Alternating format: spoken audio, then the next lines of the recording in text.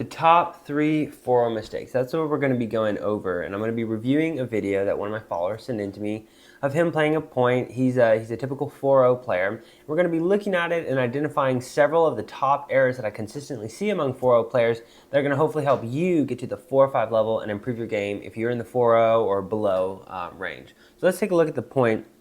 We're going to start about halfway through. I'm just going to play through a few shots.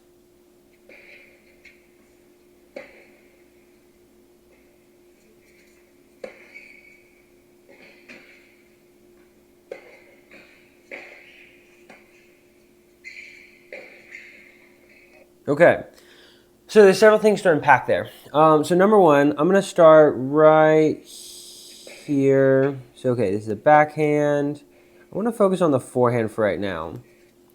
So right here, you'll notice that this player is doing a good job of being able to get his racket back, which I really like. I think that's very good, and he does a good job being able to get his racket back behind him. However, when he makes contact, his weight, you can kind of see it here, is primarily going up instead of forward. And when your weight goes up, what happens is you're losing the power that you could be getting from leaning forward into the court, because ultimately your body weight is your greatest source of power as you're able to use your legs, as you're able to rotate through the shot. And so primarily his weight is going up instead of forward into the court. And so he's going to lose some power here. So here's another good example. Right here, you're going to watch, he makes contact, and you can kind of tell he's trying to go forward, but he's mostly either going up or maybe even to the side. His weight isn't getting forward into the court, so this is going to cost him a lot of easy free power that he could be getting through. The second thing I want to bring out, and this is another very common 4-0 mistake I see, is the follow through. So right here, it's kind of hard to see. That's actually, that particular follow through is a little bit better. If we go back to an early one right here, so he does a good job of being able to get spacing between himself and the ball when he makes contact. So I really like that. I think that's really good. But on his follow through, and it's hard to see from this angle, let me see if there's another one where I can see it better. But sometimes the follow through, instead of going as much forward into the court, goes more up into the air. These are all kind of far back. That's a good one. So here, right there, he makes contact. And his racket, it's hard to see from this angle, but it goes a little bit too quickly like this, like a windshield wiper, instead of reaching out. When you reach out and extend toward your target, it's really going to help you get more pace because you're extending. So whenever you extend, you get more torque. You know, torque equals force times distance. So as you extend, that's going to help you get more power. And then the second thing is also, as you extend further into the court and you basically try and think about swinging towards your target. So wherever your target is, swing towards it as long as you possibly can, and then that's going to give you better placement.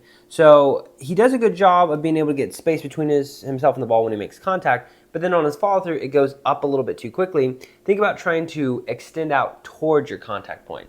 And this is a very common thing, again, that I see for 4-0 players to make the mistake of, is pulling that contact, pulling that follow through in close to their body, especially in instances where they get nervous. And then the third thing, right here, this is actually a good instance. So let's go back a second. So here he is on the take back, and the most that he gets turned is basically parallel like his shoulders are parallel with the opposite side of the court. What you see the really good players do, the 4-5s, the 5-0s, and especially the pros, obviously, is they actually get all the way rotated so that way their back is almost facing towards the opponent to a certain degree. This rotation is really going to help you get so much more easy free power because, again, you're using your whole body as you rotate through the shot to be able to generate way more effective power than just trying to use your arms. So here, and then his follow through right there, if you notice, he doesn't rotate all the way through. If you watch, go watch a Djokovic or center, his rotation stops here, theirs goes all the way. So their back almost starts facing towards the opponent, and then they rotate all the way around. So that way now, not quite that their back is again facing their opponent on the other side, but so that their shoulders are parallel with their opponent. So these are the three things that I really see a lot of 4-0 players make the mistake of. Number one, leaning up or leaning back on contact point. Number 2, not being able to extend through the follow through and get a lot of spacing through there. Really work on that. And then number 3, having more rotation as you're hitting the shot. So these are the top 3 things. Last thing I wanted to bring out, this is a bonus. So if we go further into the point, this is also very common for 4-0s. Let's watch him approach to the net. So he comes in, and then the guy hits a defensive shot to him, and instead of taking that out of the air, he scoots back. And he scoots back, and so on this next shot, he doesn't hit it very aggressively or very strongly. He should have instead taken that one out of the air and come in and finish it up at net. This is very common for a lot of 4-0s because they get worried about their volleys and skills and things like that. It's like, oh, I'd rather back up and not have to take it out of the air. Instead, when you have that approach shot, come all the way in behind it, follow through, follow it into the net, and finish out the point right there.